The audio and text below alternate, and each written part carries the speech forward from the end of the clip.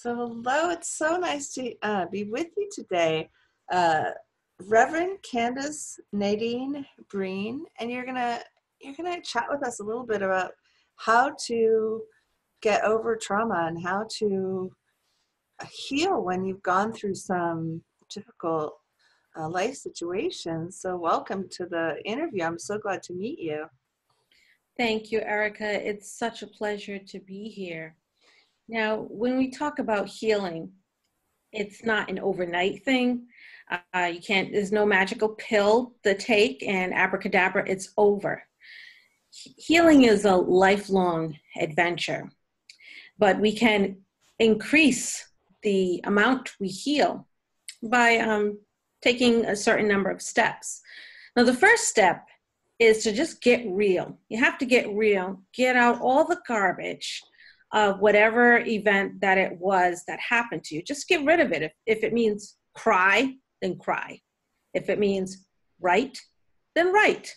I like that you brought up that people can kind of find their own, like, here's a path that people can heal. People can get over deep-seated, difficult things that maybe happened in their childhood or happened.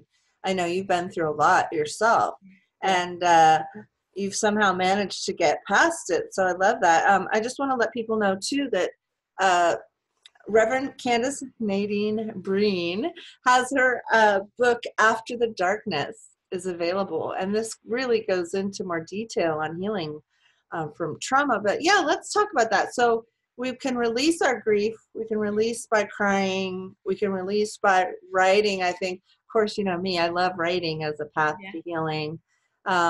So number one is get real, and then what?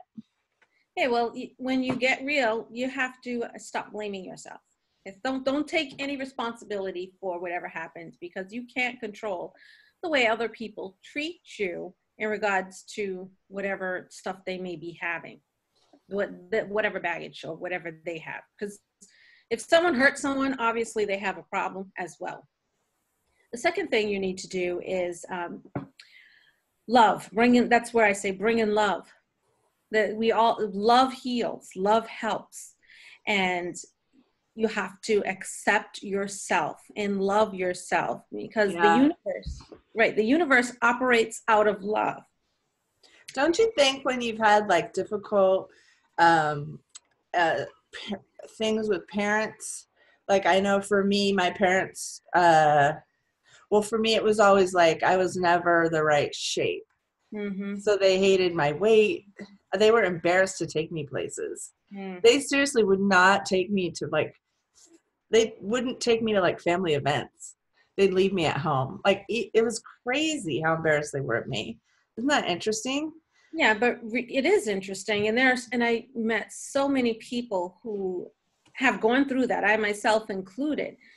And it took me a long time to understand that it wasn't my problem. It was their problem, because they have had their own self-image issues that they projected onto their children. That's so true. That's so true. And I also, it was really interesting. This is sort of a tangent, but we might have been too loud or shined too bright for them. Like they might not have been able to handle, like if you had all this brilliance, Candace, because as you grow, you seem to be getting more and more and more brilliant, right? Right. In your life. It intimidates other people when you shine so bright. It really can. I mean, that's not fascinating. And they may not know that they are trying to snuff out your light by those comments or whatever they do to hurt you. But and that's their way of that's their defense mechanism. Okay, so stepping into love, and then what next? Help. My last thing is help. I know when I first started talking about my own personal issues, I felt that every time I spoke about it, I felt that I was not only helping other people, but helping myself. And as I said, the universe operates out of love.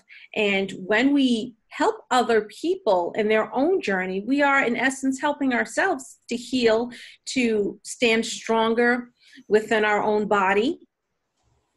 And it's a ripple effect. The person you help, they get stronger, and eventually they'll be able to help someone else, and so on and so forth. So that's my 3 points: release, love, and help. Very simple, yet so difficult. Well, I don't know if anything, I look at like that image of Rocky, Mm-hmm.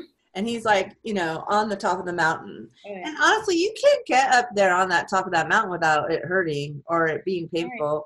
Your calves are going to hurt. Your thighs are going to hurt. Your breath is going to be short. When you're doing anything worth anything, in my mind, sometimes there's going to be like these places, Yes, that's right? why it's the journey. That's why it's Yeah. called the journey, because there are triumphs and there are failures or times we fall along the way. And we learn from those potholes in our lives, and we're able to help other people and grow from our journey. And that's Your book's coming out kind of right in the middle of the Me Too movement. yes. And we're seeing so much more of people sharing like these Mhm. past abuses, past sexual abuse, past trauma. Uh, maybe in the context of that, do you recommend that people do talk about what happened to them, even if they might fear, being like seen as wrong, even though they're the one that was wronged, right? Well, Erica, that's a very good question, because there is this fear of we'll say the survivor here, and we'll use the example of a survivor. The survivor may have this fear of backlash from family, from friends. I know sharing my story has caused me to lose a lot of friends, and that's okay. That's okay. Sure, it does hurt. But if you keep it to yourself, who are you helping? No one. Mm. There may be some person out there who can really benefit from your story.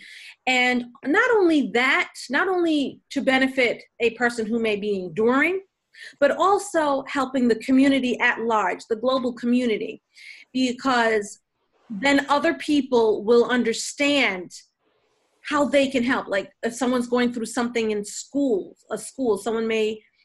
student may have maybe enduring something at home, but the more people speak out, maybe the more it can encourage workshops at professional developments, so that others can understand how they could be of service to Mm. those who may be enduring, and how to recognize signs as well.